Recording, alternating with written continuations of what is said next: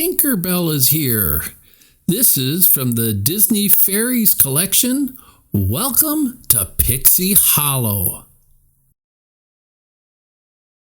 Year after year, the seasons come and go, bringing with them enchanting changes.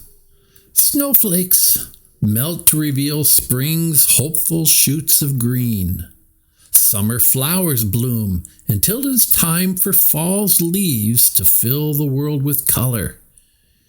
It may appear to be magic, but in fact, these transformations are the work of fairies. Every fairy starts out as a baby's first laugh. On one winter's day in London, a baby laughed for the first time, and that laugh floated up and away to meet its destiny. The laugh floated toward an island, picking up speed as it neared a magical place in the heart of Neverland, where anything was possible. This was Pixie Hollow, home of the fabulous fairies. "Come on, let's go," the fairies cried, following the newcomer. Vidya, the fastest flying fairy, used her speed to guide the delicate wisp into the branches of the pixie dust tree. A dustkeeper fairy named Terence came forward and sprinkled the wisp with pixie dust. It flickered and let out a tinkling sound, then took the shape of a tiny, adorable fairy. The other fairies welcomed her as she gazed at her surroundings with wonder. The new fairy looked up as Queen Clarion approached. "Born of laughter, clothed in cheer, happiness has brought you here. Welcome to Pixie Hollow," said the queen. Then she helped the fairy unfurl her wings. Next, Queen Clarion waved her hand, and several toadstools sprang up around the pixie dust well. Fairies began to flitter forward, placing different objects on the pedestals. Rosetta, a garden fairy, brought a flower. Silver Mist, a water fairy, carried a droplet of water. Iridessa, a light fairy, placed a glowing lamp on her pedestal. "They will help you find your talent," the queen explained. The new fairy placed her hand on the beautiful flower. Its glow instantly faded. She reached for the water droplet, but that too faded. And then, when she touched the lamp, it lost its glow. What could her talent be? The fairy moved on without touching anything else. She was afraid to fail again. But as she passed a hammer, it began to glow. Then it rose up off its pedestal and flew straight into her delicate hands. "I've never seen one glow that much before," said Silver Mist. "I do believe you're right," agreed Rosetta. Queen Clarion was pleased. The newcomer was a Tinker Talent fairy. Queen Clarion called upon the Tinker Fairies of Pixie Hollow. "Please welcome the newest member of your talent guild," the queen announced. "Her name is Tinkerbell."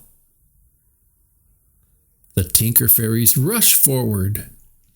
"We're pleased as a pile of perfectly polished pots you're here," said Bobble, who wore dewdrop glasses. And with that, the Tinkers whisked Tinkerbell off for a flying tour of Pixie Hollow. "Welcome to Tinker's Nook," said Bobble as the trio headed in for a landing. Tinkerbell looked down to find a charming little courtyard lined with twig and leaf cottages. Tink loved the bustle of activity as fairies fixed and fashioned all kinds of amazing useful objects. Clank and Bobble finished their tour by showing Tinkerbell the houses where the Tinker Fairies lived. The last stop was Tinkerbell's new home, nestled in a mossy knothole. We were hoping the new arrival would be one of us, so we got the place all ready, Bobble explained. The friendly pair left Tinkerbell to put on the work clothes they had found for her. The garments turned out to be much too big, but Tink knew just how to fix them. Tinkerbell put on her new dress and tied up her hair. Then she reported to the Tinker workshop. Clank and Bobble couldn't wait to show her all the handy things that Tinker Fairies make. Soon, Fairy Mary, who runs Tinker's Nook, arrived. "Ah, a new Tinker Fairy," Fairy Mary said, greeting Tinkerbell. "So dainty. Don't worry, dear, we'll build up those Tinker muscles in no time." Then, after reminding Clank and Bobble to make their deliveries, Fairy Mary was gone. Clank, Bobble, and Tinkerbell left for the meadow. Cheese, the mouse, helped them pull their wagon. When they arrived, Bobble invited the fairies to gather around. "We've brought some new spring items," he said. There were rainbow light tubes for Iridessa, milkweed pods for Fawn, and pussy willow brushes for Rosetta. "What are you going to do with those?" Tink asked. Iridessa explained they would take them to the mainland to change the seasons, but only nature talent fairies travel there. Tinkerbell returned to the workshop where Fairy Mary was organizing supplies. "Being a tinker stinks," Tink grumbled to herself. "Excuse me?" replied Fairy Mary. "Why don't we get to go to the mainland?" Tink asked. "The day you can magically make the flowers grow, or capture the rays of the sun, or whatnot, then you can go. Until then, your work is here," said Fairy Mary. Suddenly, Tink smiled. "Good idea," she said. The next morning, Tinkerbell caught up with her friends at the pixie dust well. "If you could teach me your talents," she said, "maybe the Queen would let me go to the mainland for spring." "I've never heard of someone switching talents," Iridessa said. "You all do things that are beautiful and magical and important," Tink said. "But there's got to be more to my life than just pots and kettles. All I'm asking is that you give me a chance." "There's a first time for everything, I guess," declared Rosetta. "What harm can come from trying?" Tink's first lesson was how to become a water talent fairy. Silvermist showed her how to develop a dewdrop and place it on a spider's web. Tink tried again and again. Every time the dewdrop burst before she could even carry it over to the web. "Maybe you're a light talent fairy," Silvermist said. That evening, it was Iridessa's turn to give Tink a lesson. Iridessa captured some sunset light in a bucket, then scattered a handful into the air. Dozens of fireflies flew through the glow and lit up their bottoms.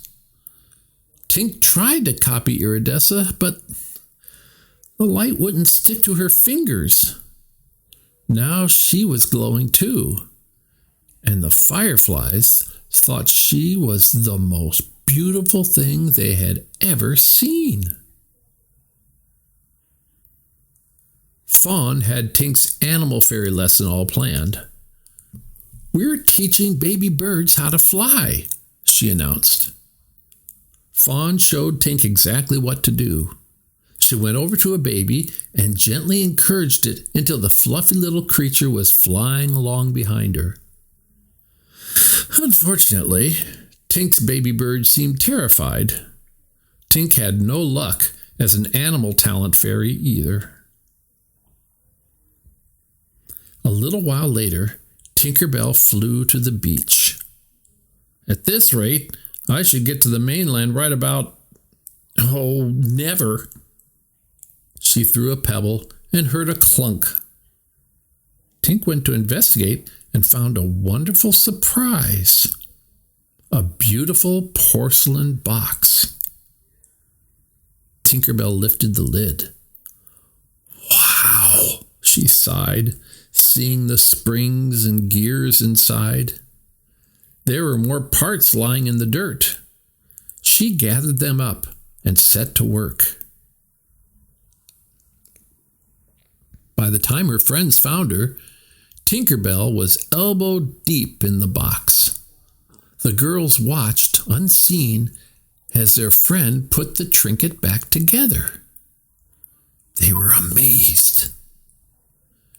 Tink spotted one more part sticking out of the underbrush. It was a brass post with a porcelain ballerina.